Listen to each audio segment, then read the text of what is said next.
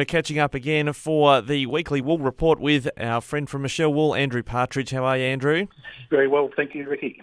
Looking at the data you've thrown through to us, it does look like we've got a bit of a mixed bag for our wool producers in terms of the prices they're getting this week.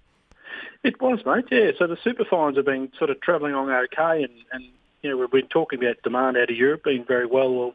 Lo and behold, 16.5 micron indicator this week, for instance, in the south dropped three figures, 130 cents. But inversely, 21 microns are actually up 25 cents. So the 21 micron indicator was 13.40, which is quite a good price, really. Yeah, it does look that way, but in these mediums we're not doing too bad across the board. I guess over in the west the market was up a bit, but did it have a bit of room to recover after a week off? Bit like that, yeah, correct, Ricky. So it's a bit of a catch-up sort of game. So you look across, sometimes you have some little anomalies. So we've got the three centres selling in Australia, and at the moment, if you look at that 20 micron indicator, it's 1406 in Sydney, 1403 in Victoria, and 1420 out of WA. And it can just be selection orientated when you look at the quotes like that. So generally, they should be within sort of kicking distance of each other. It does look like, though, generally speaking, I don't want to talk negatively, but there is a bit of a swan dive going on, certainly on the US currency indicator. That's the one I'm a bit worried about. But yeah, so the bulk of wool in Australia is sold in US dollars. So everything's pointing towards wool being of better value when obviously the currency drops. It's cheaper for overseas, but we've got other things happening with currencies on the other side of the planet as well. So inversely, it's sort of affecting demand, even though we've got a low dollar. So the EMI in US terms, same time last year, is 11% lower. The EMI in Aussie dollars is currently sitting at 13.19, down 11 cents for the week. The same time last year, it was 13.61. So it's a bit under where it was the same time last year.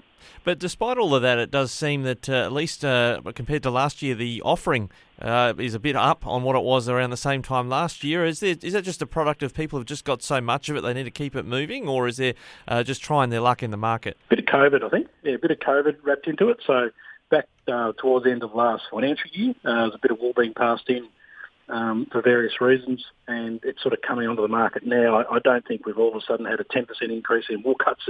It's wool been held back in store, and I guess this time of year, it is, the farmers will know this better than us, but it's a lot going out this time of the year. They're usually feeding their crops with urea and so forth, so more bills than what there is checks coming in, and that wool, I think, just parks there sometimes as a bit of a way to pay a few bills.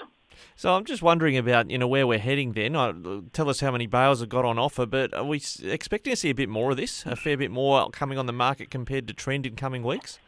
There's certainly been, we've been noticing a lot more crossbred wool coming through, which is a bit out of season. Generally, the crossbred wool comes in out of those higher rainfall areas as we get further into the spring and summer.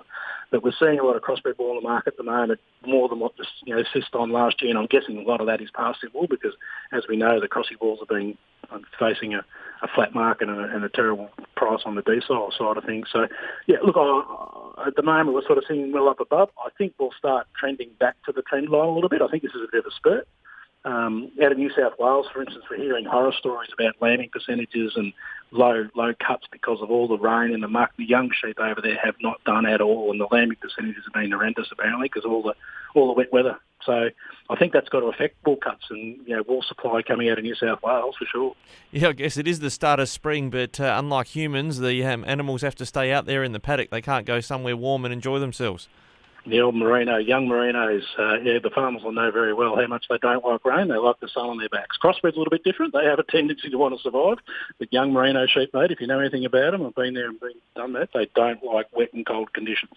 Yeah, well, fair enough. I'm with them on that. Thanks for joining us today, Andrew. We'll see if the market picks itself up next week here on Flow.